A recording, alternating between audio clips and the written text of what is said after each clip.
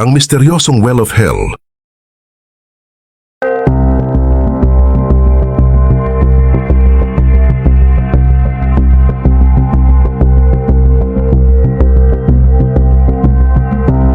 Ang Well of Hell na kilala rin bilang Barhout Well o Barhout Hole ay isang kakaibang geological formation sa disyerto ng Yemen.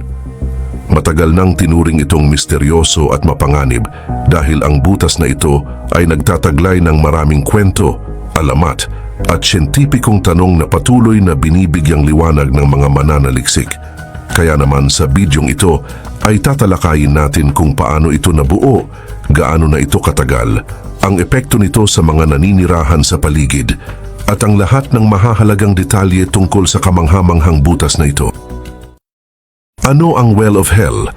Ang Well of Hell ay isang natural sinkhole na matatagpuan sa Al-Mahra, isang rehiyon sa silangang bahagi ng Yemen. Ang eksaktong laki nito ay nakamamangha na may lapad na humigit kumulang 30 meters at tinatayang umaabot sa lalim na 112 meters. Noon pa man ay kinatatakutan na at iniiwasan ng mga lokal na residente ang butas na ito dahil naniniwala silang ito ay tahanan ng mga masamang espiritu o demonyo. Ayon sa mga lokal na kwento, ang Well of Hell ay nilikha ng Diyos upang magsilbing kulungan ng masasamang espiritu at demonyo. Naniniwala ang mga tao na kung sino man ang lumapit o bumaba dito ay hindi na makababalik pa. Maraming myth ang nag-uugnay sa butas na ito, mula sa misteryosong pagkawala ng ilang tao o hayop sa nakalipas na panahon.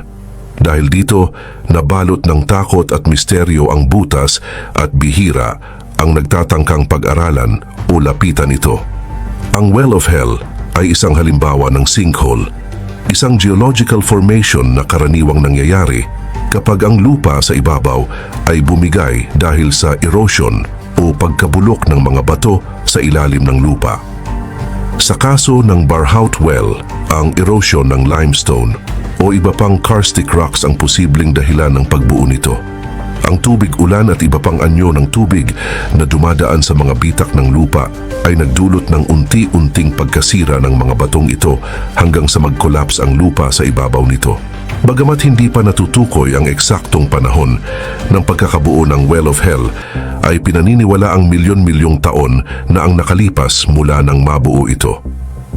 Ang patuloy na geological processes sa ilalim ng lupa ang nagpapalalim at nagpapanatili ng kakaibang anyo nito.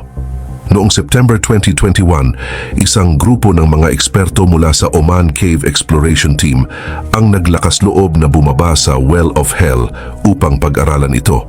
Isa itong makasaysayang ekspedisyon dahil ito ang kauna-unahang pagkakataon na may mga tao talagang bumaba sa butas upang tuklasin ang mga nilalaman nito. Kanilang natuklasan ang kakaibang mga stalagmite formations na nagpapakita ng geological history ng lugar.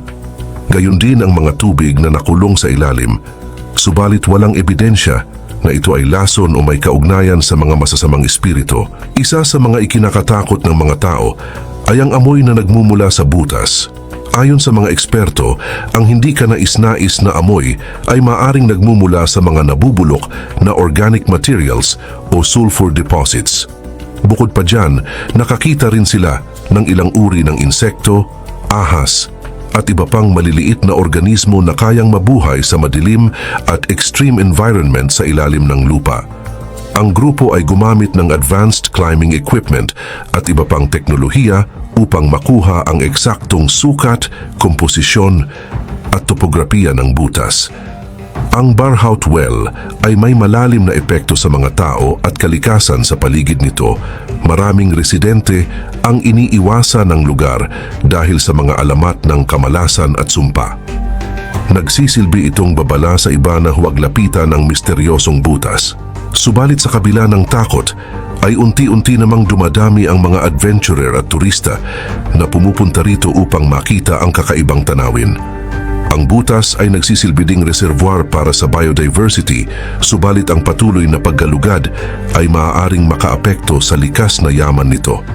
Bagamat marami na ang natuklasan tungkol sa Well of Hell, ay meron pa ring mga tanong na nais sagutin ng mga eksperto tulad ng eksaktong pinagmulan ng masangsang na amoy mula rito, kumpletong komposisyon ng tubig na nasa ilalim, at meron bang mas malalim na bahagi ng butas na hindi pa nadidiskubre? Ang Well of Hell ay isa sa pinakamahalagang geological formations hindi lamang sa Yemen kundi sa buong mundo. Pinapakita nito ang ganda at misteryo ng ating planeta. Sa patuloy na pag-aaral at paggalugad, maaring masagot ang mga tanong na matagal nang bumabagabag sa mga tao. Gayunpaman, mahalagang mapanatili ang balanse sa pagitan ng siyentipikong paggalugad at pangangalaga sa kalikasan. Ang Well of Hell sa Yemen ay isang natatanging halimbawa ng pagsasama ng agham at alamat. Mula sa takot ng mga lokal hanggang sa pananabik ng mga siyentipiko, ang butas na ito ay nagsisilbing paalala na marami pa tayong hindi alam tungkol sa ating mundo. Isa itong simbolo ng kalikasan na kailangang igalang, pag-aralan at alagaan upang maipasa sa susunod na henerasyon ang kagandahan at misteryo ng ating planeta. Ikaw, anong opinion mo sa video natin ngayon?